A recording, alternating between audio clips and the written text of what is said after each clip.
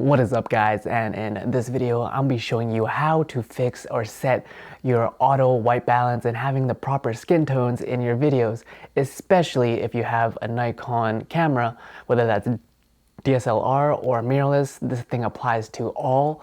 Even if you don't even have a Nikon, it could be a Sony or Canon, same thing applies. As well as I'm going to show you in part 2 is I'm going to show you if you do mess up your white balance, how do you fix that in post-production, aka editing, all within this video. My name is Peter. Let's get straight into this.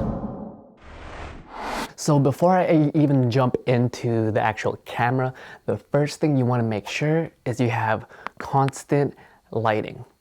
So for example, if you're outdoors, making sure the lighting does not change. But that's kind of hard when God or the universe, aka the sun, is controlling where the light goes. So tip number 1 is make sure the lighting is constant. So for example, right now I am next to a window, little overcast, kind of gloomy, so I do have some light hitting me on this side. And as well as I am using my Mount Dog ring light. Link is in the description if you want to check out what ring light I'm using.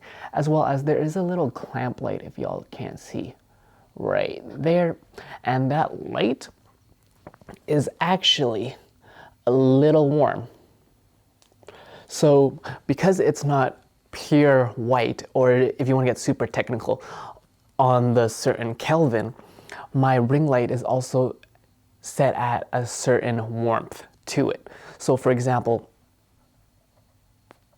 if I set it to white or a more cooler Kelvin, then you can see the lighting in this set now is not constant, because now I have that yellow clamp light that is creating a little bit of like a yellow background, and my key light, aka my ring light, is having more of this cool effect.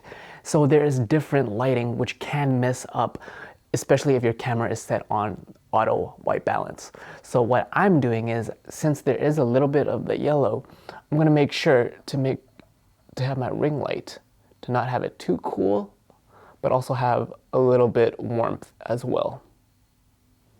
And that, as you can see, is a lot better comparison if I had one really cool light like this and one warm light in the back. It sort of confuses the camera's internal auto white balancing system, and it's going to be hard to fix in post-production. So tip number 1 is, before you even get into the right settings, is making sure you have constant lighting within your set before you even go into your menu system within your camera. So like I said, little yellow, so to get less complicated, right? And tip number 2 is that we're going to go into the camera and I'm going to show you step by step, but it's the same thing that applies. So you have constant lighting here. You do not want your auto white balance, if you set your camera on auto white balance, to be suddenly really warm and all of a sudden it changes to really cool. And the biggest takeaway from using auto white balance, especially for a video, is that you have all your settings are correct, your proper exposure, your shutter speed and everything, and then all of a sudden the camera just detects some sort of color change and it makes your color go from suddenly really cool to really warm. And that can pretty much ruin your video, especially if you're doing client work, and that is a big no-no. So I'm going to show you now within the camera of how you set the proper white balance in your Nikon camera. So let's get into it. So when it comes to setting your white balance within your Nikon camera, this is a D5200, but I'm pretty sure it's the same on all Nikon models because their menu systems are very organized and pretty much the same. So first thing what you want to do is you want to understand where is your white balance. So you want to press I or info on your camera, and you'll have this little small menu here.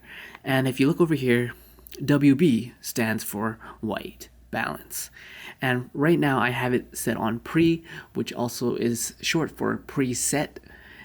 And you press that and you can see the different types of white balance that Nikon offers to you. Most people have their white balance set on auto. And it works fine, but you do come across the issues of the camera and the sensor sometimes detecting that something is either too cool or too warm, and even in the middle of a shoot while you're filming, I've had experience of changing something from the exact same subject, making it super warm to super cool, and that is a video editing nightmare. So the easiest way to fix that is you go to I, and you just want to pick the exact preset white balance that camera already has, whether that's incandescent, you can go for fluorescent, direct sunlight. As you can see, it's a little warmer. You have cloudy, flash, and shade.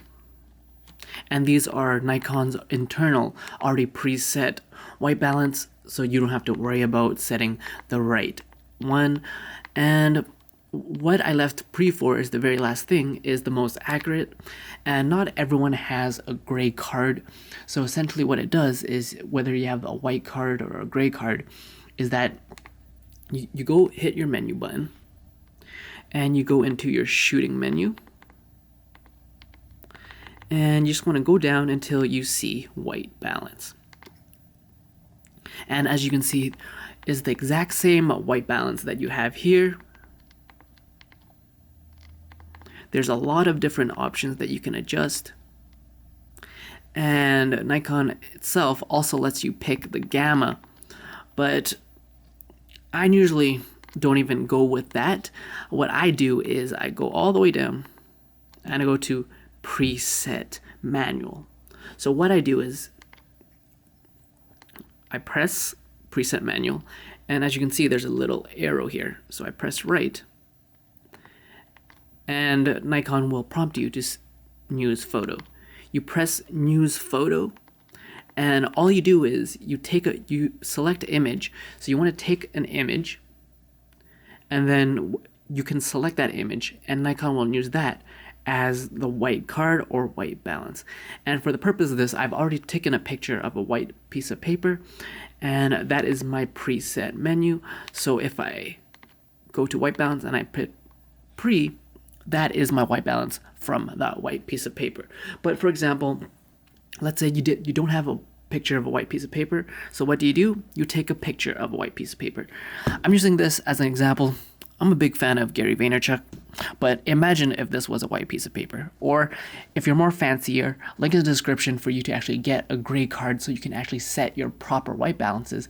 And the whole point of having a gray card is that it's neutral. So if you're seeing in the camera that the gray card is not gray and it's a little warmer, then the camera will actually have an easier time to set the white balance at that, using a gray card. But you can use the same effect if it's a white piece of paper. So imagine if this was a white piece of paper.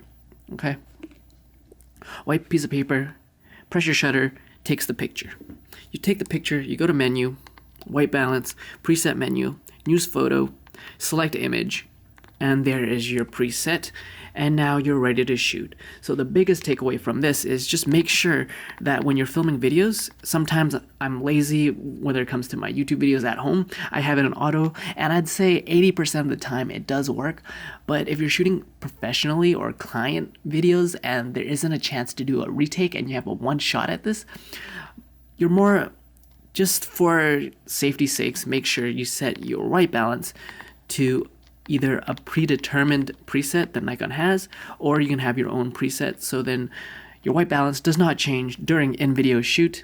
But I'll show you in that part 2 what happens if you do change it, how do you fix it back, and that is how you fix white balance in a Nikon camera. Now you know exactly how to set your white balance and why it is so important to have lighting that is the same temp, as well as making sure your camera settings are right. So it saves a lot of the headache when you have changing white balance when you're editing in post-production. But I'll show you that for part 2 of this video. Make sure to stay tuned for that. Smash that thumbs up button, make sure you subscribe so you can see that video of what happens when your white balance is completely messed up. How do you fix that while you're editing in Premiere Pro? I'll show you that in the next video. My name is Peter. Make sure you grab my free camera guide that will help you on figuring out what exactly is the best option when it comes to camera gear and equipment, especially if you want to be a videographer or even just a YouTuber puts content out on the internet, get that free guide. My name is Peter. You're watching Broke Vision Collective, where we all start with nothing, but you can always create something.